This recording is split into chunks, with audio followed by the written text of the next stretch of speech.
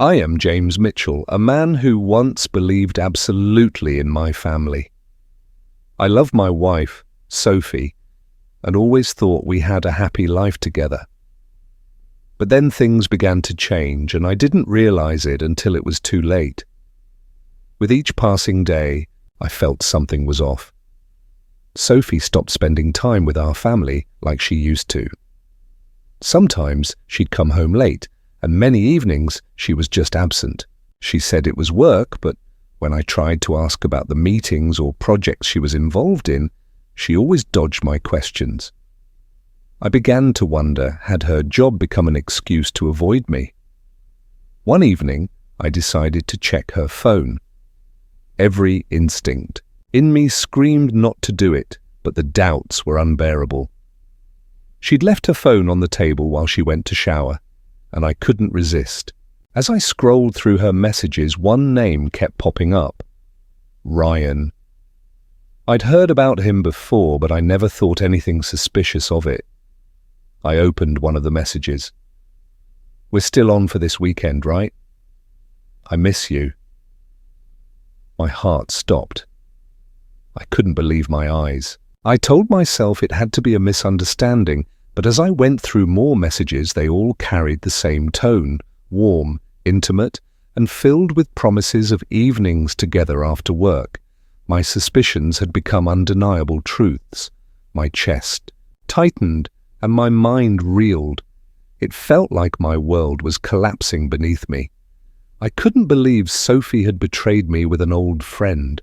The humiliation consumed me as I thought of Ryan, someone I had once considered a friend. How could I not have noticed Sophie's changes earlier? How could I have missed all the signs?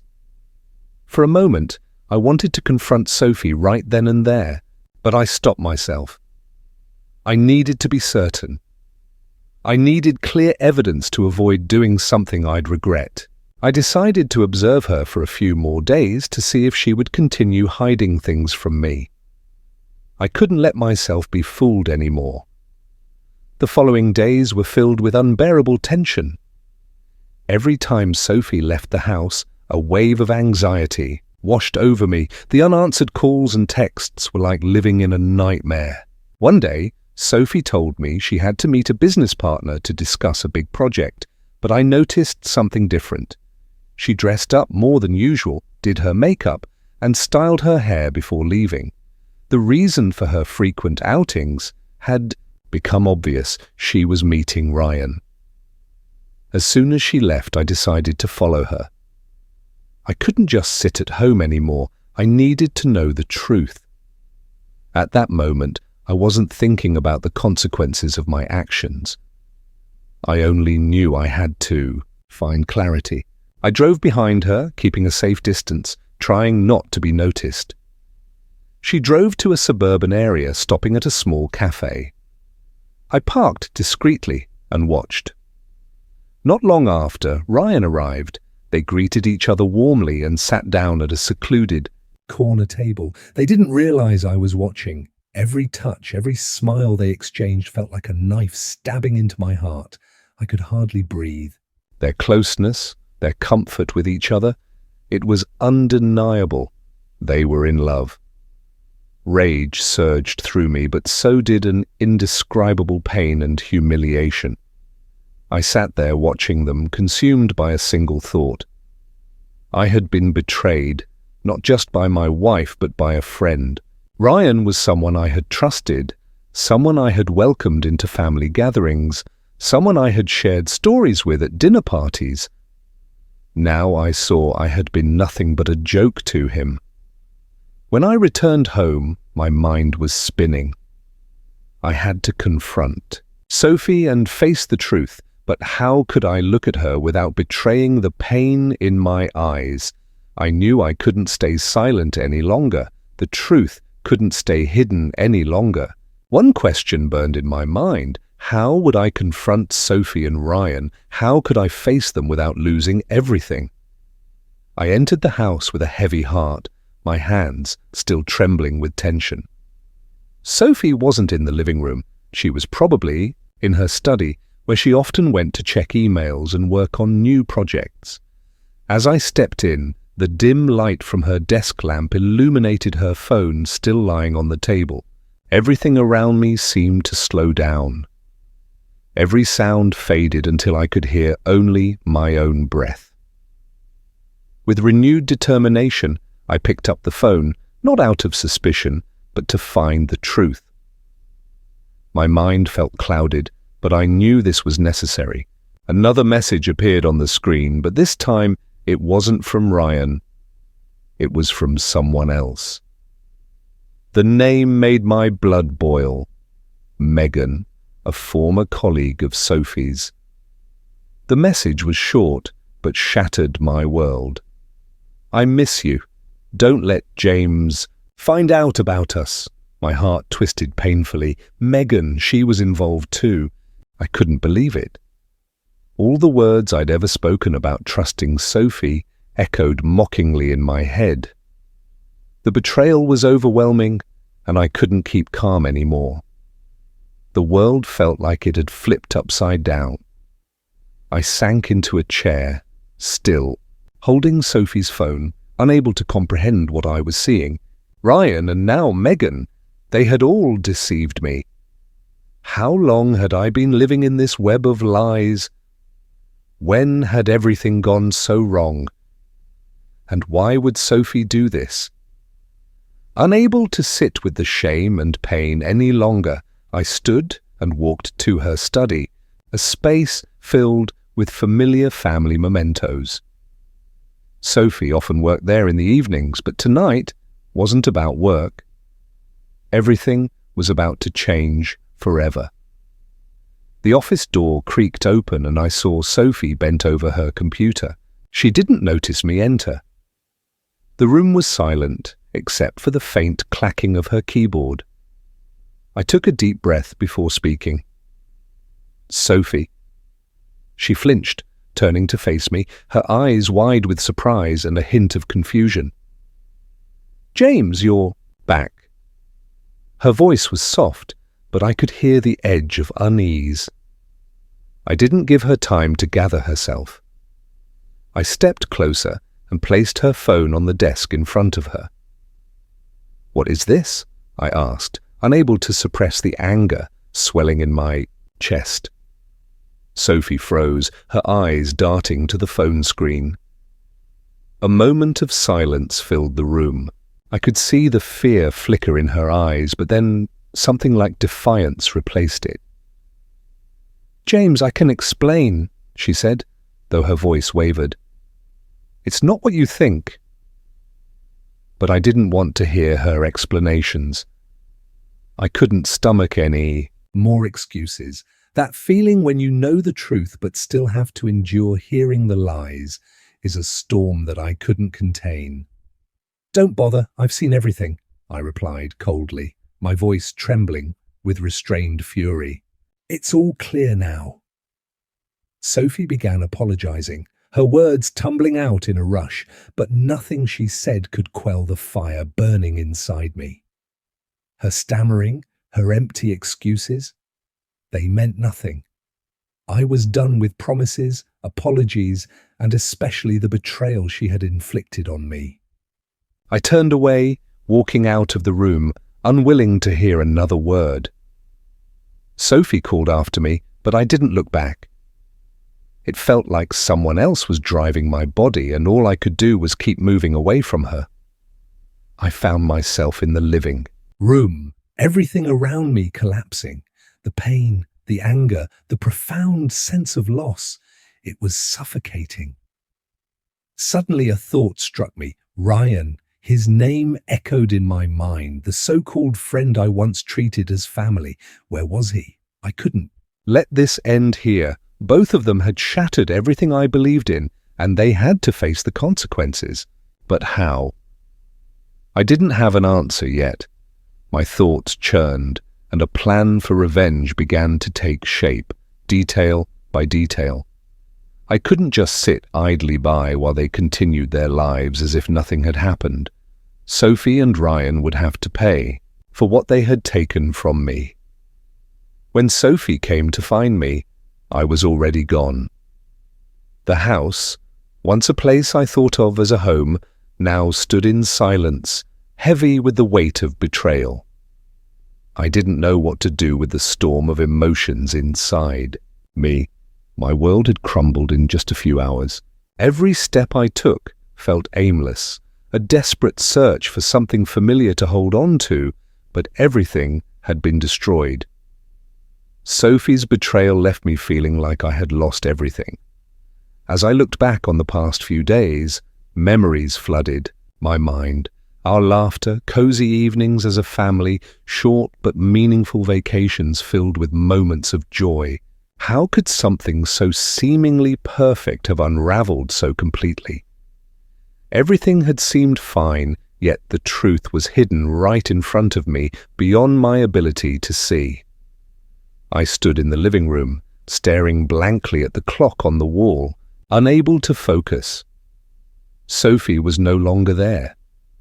She must have left the room at some point, leaving me with nothing but silence and the crushing weight of my emotions. In my mind, one thought remained clear. I needed to confront Ryan. He had to pay. Just as I was about to leave, my phone rang unexpectedly. It was Sophie. Her voice was shaky, but it wasn't fear of me, it was guilt. "James, I can't let this end like this. You need to understand, it's not what you think." I couldn't contain my frustration. A coldness spread through me as I replied, "Not what I think. What does that even mean?" "Sophie, I've seen everything, and you're still trying to justify it." Silence followed. All I could hear was her unsteady breathing on the other end. Then she said something that hit me like a hammer. "You don't understand what we had. It hasn't been the same for a long time." Her words were a blow. The truth in them was undeniable, but I didn't want to believe it. I had dedicated my life to our relationship. We had built a family, a future, and now all I was left with was betrayal. Sophie's love for me had faded, and everything I thought we shared had been a lie. "I don't need any more excuses, Sophie. There's nothing left for you to explain," I said, my voice devoid of emotion. I ended the call and walked out the door, unwilling to hear another apology. As I drove through familiar streets, every turn reminded me of happier times. All of it was gone now. I no longer saw the family photos on the walls or heard the laughter of our daughter, Lily. I had lost everything, and I couldn't let it end with just an apology. Ryan, his name kept ringing in my head. I had to see him. That was all I could focus on. He wasn't just a betrayer. He was someone I had once trusted. He needed to face the consequences. When I arrived at Ryan's house, my heart pounded in my chest. I didn't know what I was going to do, but I felt a surge of determination. This was my moment to reclaim everything I had lost, not just my family, but my dignity. I stood in his front yard, looking at the lit window. Ryan had toyed with my life. I did not knock on the door. I didn't need an invitation to make him face me. I knew that once I stepped inside, nothing would ever be the same again. Circling around to the back, I found a small window, slightly ajar, just enough for me to climb through. At that moment, reason no longer mattered. I only wanted to confront the truth and make my decision. As I entered, I saw Ryan sitting on the sofa, and behind him was a wall adorned with an old family photo, a picture we had taken together during one of my birthdays. A bitter smile tugged at my lips. That photo, once a symbol of friendship, now felt like a monument to betrayal. Ryan noticed me and jumped to his feet. "James, it's not what you think," he said. I didn't let him finish. "Not what I think," I shot back, my voice sharp with anger. "Then what do you call all the messages, the secret meetings with my wife? You didn't just betray me, Ryan. You destroyed my family." He stepped back, his face pale, his eyes filled with fear. "James, I'm sorry." I didn't want his apology. It held no value to me anymore. In my eyes, Ryan wasn't my friend. He was my enemy. I stepped closer, unable to contain myself any longer. My fist collided with his face, sending him sprawling onto the floor. The punch didn't bring relief. It only left me feeling emptier than before. Ryan stayed on the ground, groaning in pain, unable to respond. I knew there was nothing else I could do or say to make this right. He had done something unforgivable, and now I stood at a crossroads. "I've lost my family because of you," I said, coldly, my voice heavy with anger and resentment, "and I won't let you walk away from this unscathed." I turned and walked out, leaving Ryan on the floor of his hollow house. It felt like the start of an endless night. What I had done couldn't be undone, but I knew this was only the beginning, a path filled with difficult choices and consequences I couldn't predict. One thing was certain: I wasn't going to stop. The rage and betrayal still clung to me, even as I got back into my car. Every glance at the rearview mirror showed the reflection of a man I barely recognized. I was no longer James Mitchell, the husband, the father, the man who worked tirelessly to keep his family together. I was a man betrayed with only one goal left: revenge. That night I couldn't sleep. My entire body felt taut, as if the anger was building with every passing moment. I didn't just want to ruin Ryan's life. A part of me wanted him to feel everything I was experiencing. This pain couldn't just come and go. If I had to endure it, so would they. Plans began to form in my mind, step by calculated step. I wasn't impulsive. I didn't want to act in a way that would leave me exposed. But I knew the truth couldn't stay buried for long. Ryan would pay for what he had done, and I would ensure he lost everything, just as I had lost my family. I started by undermining Ryan's reputation at work. I'd known for a while that he was ambitious, always striving for promotions, but I also knew he hadn't earned his current position through hard work. I began exposing his weaknesses, carefully leaking minor mistakes and discrepancies I knew about to his superiors. I made anonymous calls to key people in his company, planting doubts about his competence. It wasn't drastic, but it was enough to erode their trust in him. As for Sophie, she would face the consequences of her actions too. I never imagined I'd do this, but I had nothing left to lose. She needed to learn that life couldn't simply go on as if nothing had happened. I reached out to her close friends, the ones she considered her inner circle, subtly planting seeds of doubt about her character. I hinted at her affair with Ryan, weaving it into casual conversations. I didn't need to provide proof, just enough whispers to make them question her. Everything was going according to plan, but part of me felt like I was losing myself. I didn't know how this would end, but every time I looked in the mirror, I saw nothing but a cold stranger staring back at me. Still, I had made my decision. This revenge was how I would reclaim control over my life. Early one morning, I received an unexpected call from Sophie. I didn't know why she was calling in, but I picked up. All I felt was exhaustion, as if this conversation was just another part of the process. "James, I want to meet. We need to talk," she said, her voice trembling. I could hear the anxiety in her tone, the fear of what she knew I might do. "Talk?" I replied, my voice icy. "We have nothing to talk about, Sophie. It's all clear now." "You've hurt me more than I ever thought possible." Her silence was heavy, broken only by the sound of her unsteady breathing. Finally, she spoke again, her voice soft and weak. "You can't just ignore me forever, James. You can't just walk away like this."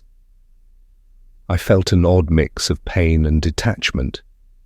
Between the hurt and the cold resolve, all I could feel was emptiness. But I knew one thing: I was not done. If I stopped now, everything would have been for nothing.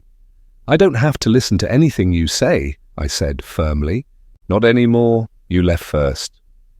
I interrupted coldly. "You left the moment you chose to betray me.